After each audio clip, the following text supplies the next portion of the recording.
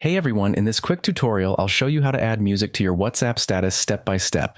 Let's get started. First, open the App Store on your device.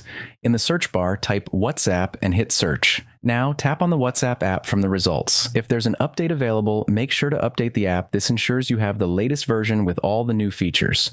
Once updated, open the WhatsApp app. At the bottom of the screen, tap on Updates. Then, at the top, select My Status. This will redirect you to your photos. Choose the photo you want to upload as your status. At the top of the screen, tap on the music icon. Now you can scroll through the list of songs or use the search bar to find a specific track.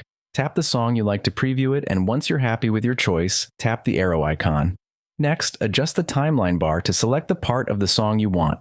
When everything looks good, tap Done at the top right corner. Finally, tap the arrow icon at the bottom to post your new status. Give it a moment to upload, then tap My Status to preview it. And just like that, your WhatsApp status now has music, and that's it. If you found this tutorial helpful, give it a thumbs up, subscribe for more tech tips, and drop a comment if you have any questions.